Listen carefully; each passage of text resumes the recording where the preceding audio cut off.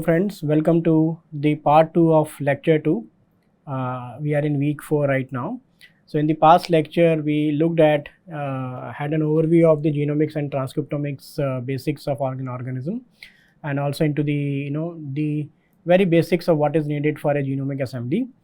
So in this lecture we will continue with that and also show you some case studies. So basically like we discussed in the last class also, for a genome, the following things are very important. The genome size, because that will determine that how much sequencing you have to do, what challenges in assembly and annotation and you are going to face. Okay, its heterozygosity, because that will also be a challenge while you are doing the assembly process, and your assembly quality will also get affected by that. And you also have to measure and report this heterozygosity. The repetitive content, because it is very variable across genomes, and for example plants have a very high repeat content, and that would definitely require longer reads for high contiguity. And the ploidy level, which is also an issue with the plants, because they can be polyploid, and you have to determine the ploidy by computational or experimental means, and also you have to basically resolve this ploidy. There would be a lot of duplicated regions and the genes that also you have to report and resolve. Okay, for example in turmeric, basically it's a triploid genome, 3 copies are there, it is highly heterozygous. Okay, 4.83, almost 5%, which is more than 1% is actually challenging. So basically assembling this genome will be a challenge, and like almost 70% repeat content, that means only 30% is the genome which is not repeated, and all remaining 70% is repeated. Okay, and it's a decent sized genome of about 1 GB. Okay, so in addition to these factors like genome size, ploidy, repeated sequence, and you have to determine your best experimental and computational design. Okay, so for example some of the largest genome that have been sequenced, for example this beet genome, okay, that took almost 13 years if you see. Okay, it was 15 GB genome, which is among the larger genomes which are available, a polyploid genome, and more than 200 scientists from 73 research groups worked on it and then produced this genome assembly, which is required because wheat is one of the staple crops all over the world, and if you know wheat better, we can protect it better, we can protect from like pathogens and weeds and and insects, and also improve its quality because these days climate is changing. There are several agroclimatic regions all over the world, so basically you have to know these kind of genomes better so that you can improvise and right. But you can see that this paper came in Science, and it was a huge effort to do this wheat genome. Okay, 13 years of work by more than like 70 scientists all over the world. Similarly, larger genomes were the pine genome, sugar pine, okay, 16 GB, 2.8 terabyte, okay, 22 GB, again another pine genome, 1.4 terabyte data was generated here. Okay, and again to tackle this again, this white spruce genome, 20 GB was the genome size, one of the largest ones, and 1.2 TB of data was produced. So okay, so basically if this is the data that you are going to produce, then you also have to store this data, right? And every step will produce a lot of data. Okay, so you have to store the intermediate files, okay, several kind of results you will get. Okay, and so that will require a lot of data storage also. So if you see here, for example, these studies typically needed almost like 1 to 4 terabyte of RAM, okay, because assembly alignments and these things are very RAM as well as compute intensive, core intensive jobs. Okay, generally these were HPCs with 64 to 3000 cores, and analysis time took almost 1 to 6 months of continuous running of these servers. So basically handling such large genomes also require a lot of computational hardware for the successful completion of the project.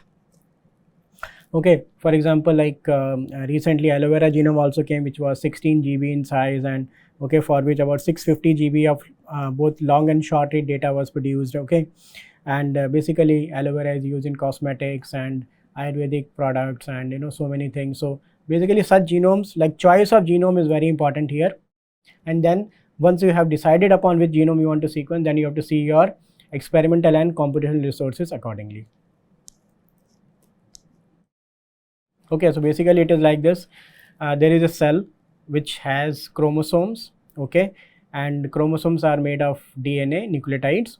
Okay, so now it is like every chromosome is like a book. Okay, so for example, you take a book and there are lines, okay, written in that book. So I tear the book line by line, okay, and then spread those lines, okay, like the shredder can separate those lines, and then you have to, and I mix all the book, all the chapters, all the pages together, okay, and then you have to separate and reconstruct those paragraphs, pages, and chapters and the book. Okay, so this is like the typical genome assembly analysis and challenge. Okay, so for example, this is one sentence. Okay, it was the best of times, it was the worst of times, it was the age of wisdom, it was the age of foolishness. Okay, so basically if you copy and paste it 5 times like this, okay, so basically when you want to assemble it together, you have, so you will get pieces like this is one read.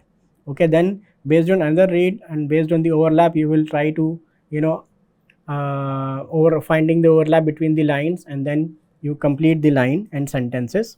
Okay, there could be some places where you can find that the same read, or basically the same set of characters or words, or okay, are appearing more than twice, because there could be similar paragraph, similar set of words written somewhere else in the chromosome, or okay, like same DNA is present at multiple places in the chromosome, repeats, or even like normal DNA also, chances are that you may find at more than one place the shorter reads.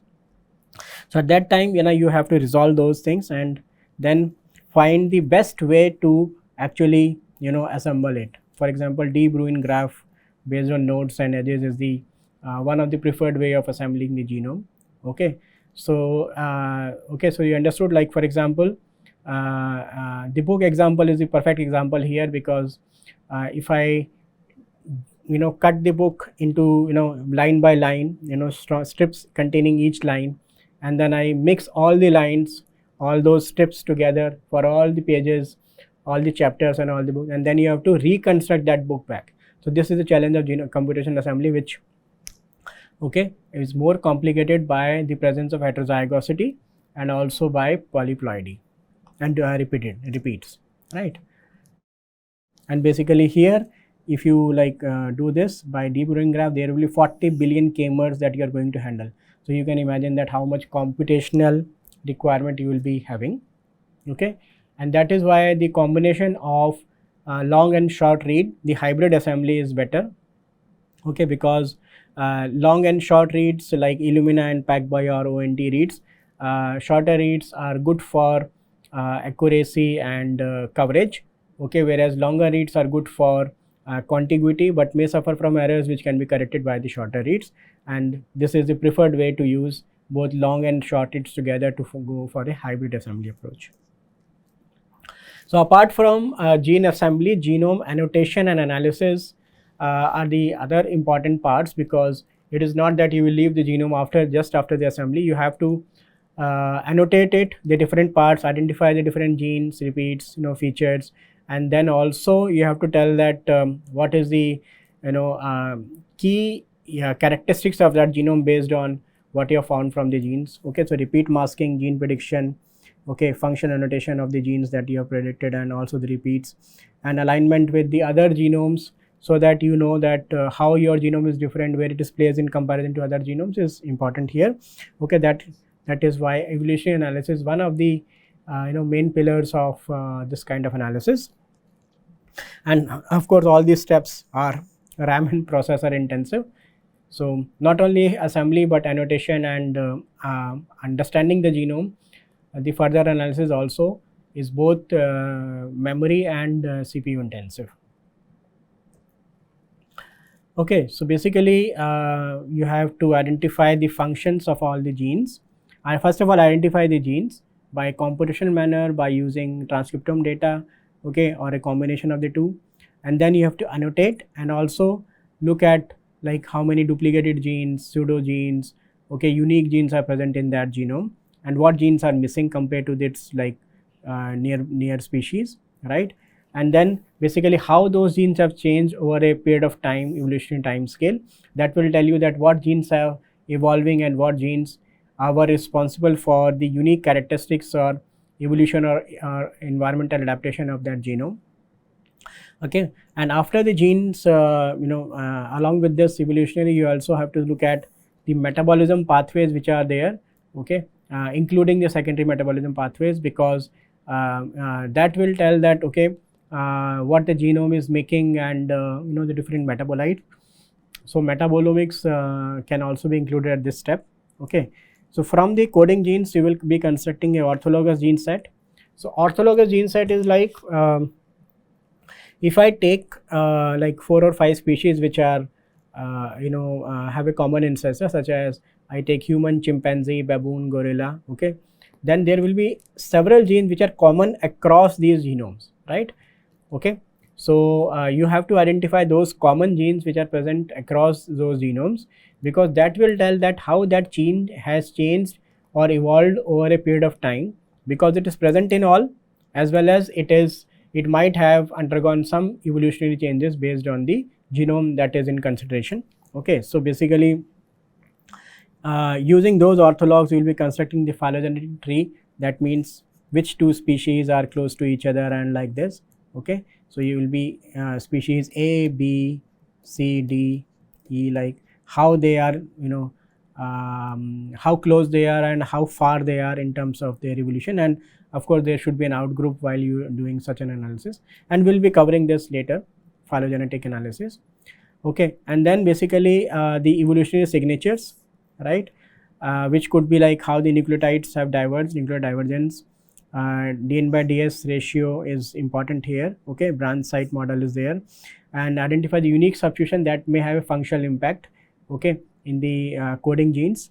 Okay, so all this will also be covering, we will be covering later, and considering more than one of these kind of evolutionary signature, you will identify the genes that are showing multiple signs of adaptation, and those will be more important for explaining the evolution in a genome. Okay, so some case studies I will present just to show that how it is actually done. For example, this is a flower that you may have seen, okay, Chrysanthemum. Okay, so basically it has several species, and so its genome is about 8.1 GB. So when it was sequenced, basically the contig N50, that means how much you could assemble the reads so that you can get the longest pieces, after which you could not assemble further, were 1.9 MB, which is like 1.9 million base pairs, which is a good length. Okay, and when you put these contigs into scaffolds, okay, so that you can still organize these into longer contiguous sequences, so that you could construct almost 300 million base pairs, okay, 300 MB and 50. So which means that you are basically able to reduce the number of pieces in the genome. Okay, just for the information, the chromosome are 27, and almost like 98% of the coding sequences you could cover. Okay, Busco score is good, right? Okay, and there are many ways like Sarko's plot, and many plots are available to show like your genome into kind of graphical images. Okay, similarly like genome sequencing of tiger. Okay, so like a Amur genome was already available, okay, and but Bengal tiger genome from India was not reported yet. Okay, so basically since there is already an assembly available, for example, the initial assembly did 83x coverage, and almost 200 GB data was produced. So for the resequencing you may not have to produce that much data. The genome size of tiger is about 2 billion base pairs, 2.1. Okay, so basically if you are generating 67x data, basically you are generating almost 2.27x coverage, okay, which is good enough for the resequencing and identifying the different heterozygous sites and a kind of reanalysis of a genome. So basically when this was done, it was found that basically there were almost a million errors present in the previous assembly, okay, and of which like 11,000 were in the coding regions and 6,000 transcripts contained such errors in the nucleotides, okay, and there were 4,000 genes that were corrected, okay. So that means that resequencing is also one of the tasks that you do. Even if a genome is available, it could be having errors, and that you can identify by a quick reanalysis, and then you can resequence, okay, just to, because if you are more interested in uncovering some other aspects of the genome, for example in this case, basically to do this, a pipeline called seqbug was developed, which could align the reads and correct the errors, okay, so that that the read, or basically the corrected read, you are considering only for your assembly purpose, okay, or even if the assembly is available, you can, using the reads, you can correct that assembly, okay. So basically that was done to get this corrected genome, which revealed that basically 955 genes in tiger were adaptively involved or evolved, or basically important for its phenotype, right, okay, and of which like many were involved in development and neuronal functions and NOS signaling pathways, because if you like, tiger is a genome that is a organism that likes to react fast, okay. So neuronal genes and skeletal muscle genes, those are highly involved in tiger, okay. Like similarly, like in Peacock, if you want to sequence, and the hypothesis would be like, why this is so beautiful, it has elaborate eye spots, like these are the eye spots, okay, right. It is one of the largest flying birds, because birds of this size will always have difficulty to flight because of their weight, and okay, but they can still take short flights, right, and they are highly protected in India, okay, and basically it is also national bird of India. Even Charles Darwin got interested in it, because he like mentioned famously that the sight of the peacock's tail makes me sick, because if you see, it has so long tail, okay, and it can, because of this, it cannot run fast, it cannot take long flights, so it can easily be killed by the other animals or wild animals, but still it has survived, and now they are also increasing in numbers, okay. So basically that means their genome should be able to provide a lot of clues about, okay, their survival instinct, okay.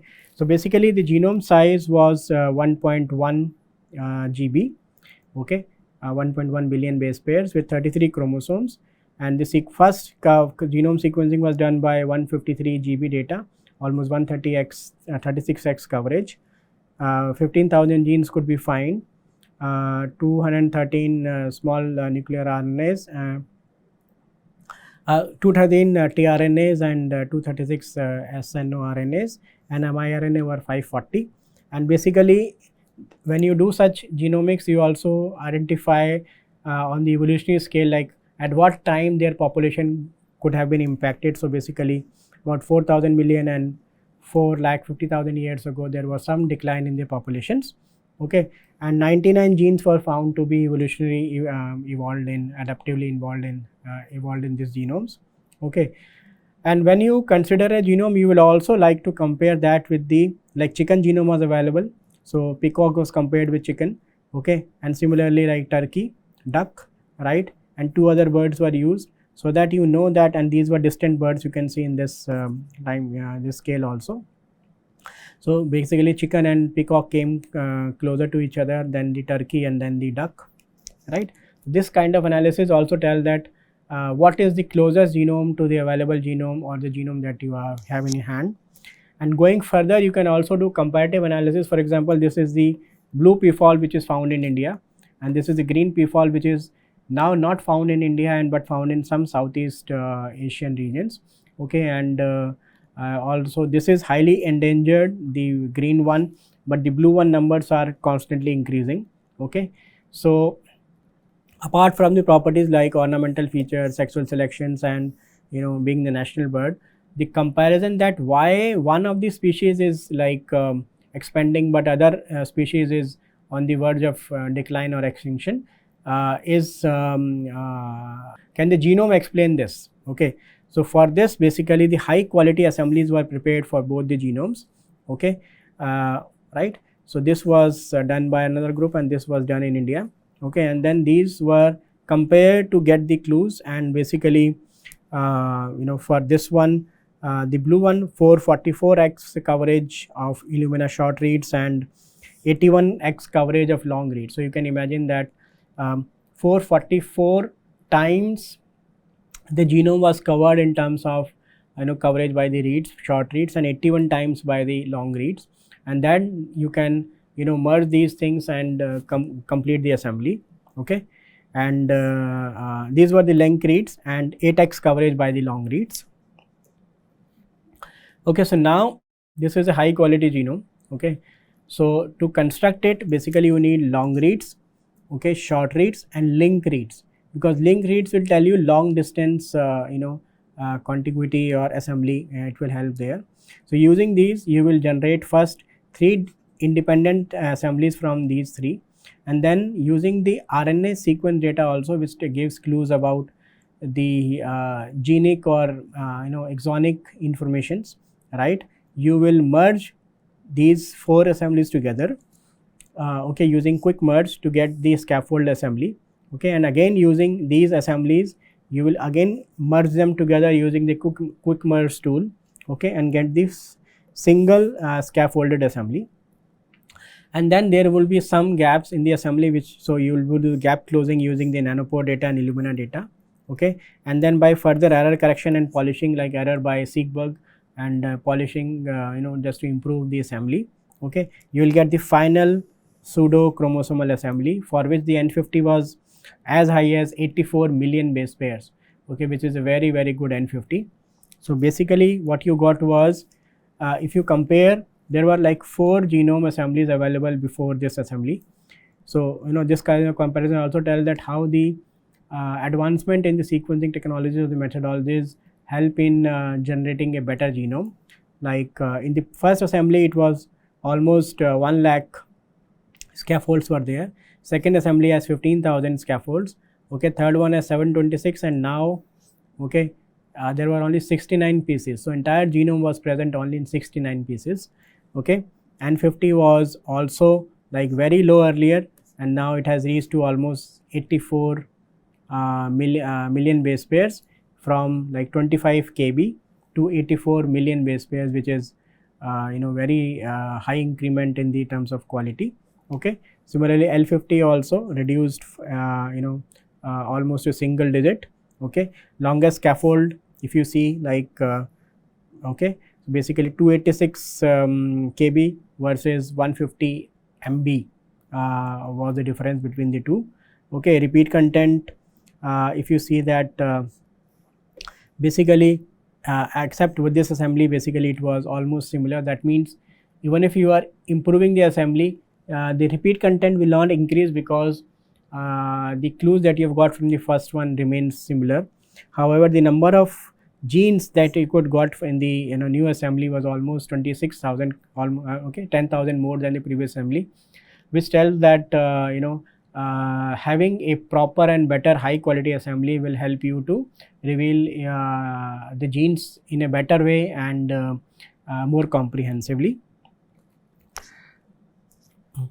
Okay, then basically, for example, if you compare green versus blue peafowl, you can see that in the orthologous genes only, if you see that blue peafowl has almost 1200 genes which were unique to that compared to the green peafowl. Okay, and then compared to all the other species like green, blue peafowl and chicken and Japanese quail, turkey and common pheasant, you can see these kind of pictures tell that what is a unique component in each genome, what is the kind of common genes across all these genomes, right. So such comparative analysis tell that what remain same or conserved and what changed during evolution. Okay, then another analysis that is also very informative is the phylogenetic tree, because that will tell that the species in question, like Pavo muticus and Pavo cristatus, the green peafowl and the blue peafowl, you can see they came together in this tree. That means they were the most closely associated. And then the other Gallus, which is the chicken, right, which was also found in the like first draft, okay, this kind of tree picture, okay. And then the gene gain and gene loss, that how many gene families genes were gained and how many were lost, is also one of the important outcomes of this phylogenetic analysis, gene gain loss, gene family gain loss analysis.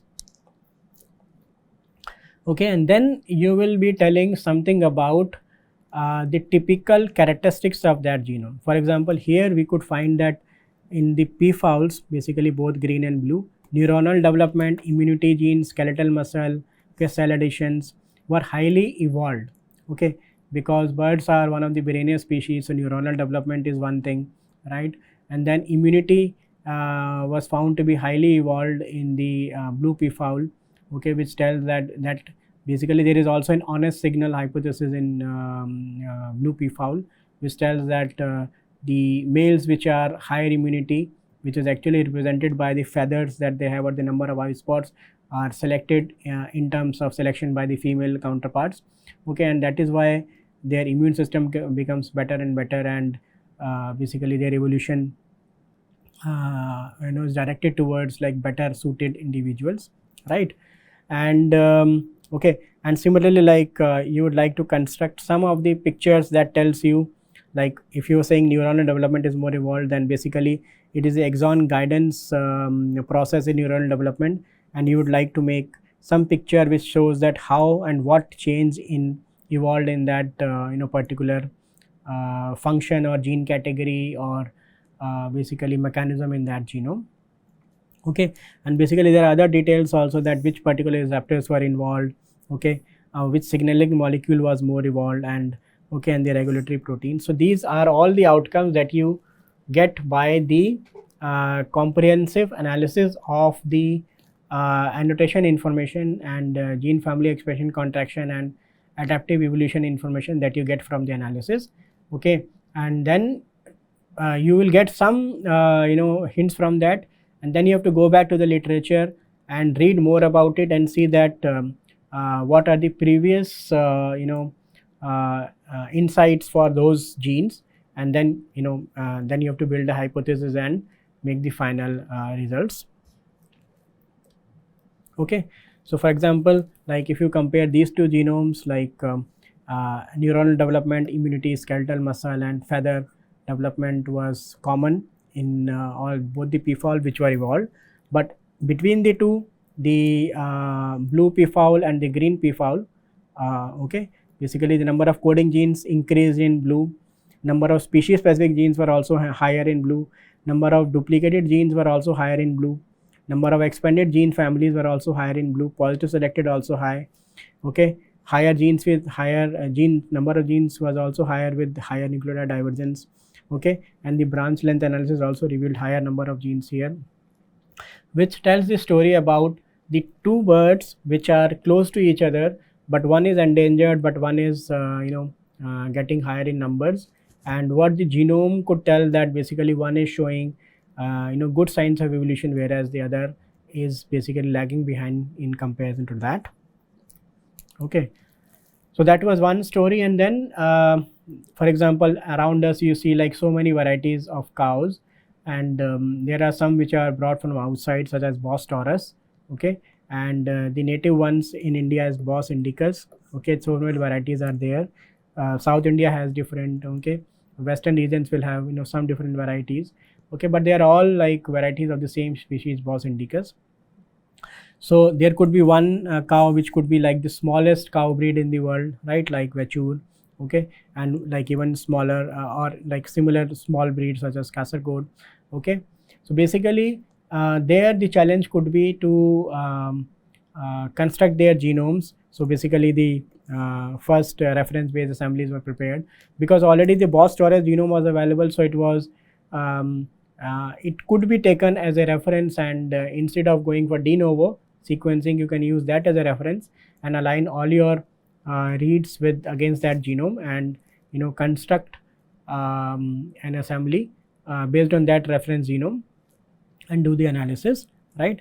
Similarly, marker genes are good to be reported for the first time, because that will help the other researchers also to identify that how to identify a species based on the marker species, okay, because these are used at the first step for the species identification process, okay. And then like some detailed analysis about what are the different genomic differences between the two, okay, which you can always connect with their observed phenotypes. Okay, so basically in this lecture we covered, like, we got some insights into the genomic and transcriptomic analysis of organisms and using the case studies data also. And in the next set of lectures, we will see details of the how to proceed with a genome sequencing project, okay, what is okay, the experimental part and also the computational part, okay. And so this is good for today, and see you in the next lecture. Thank you.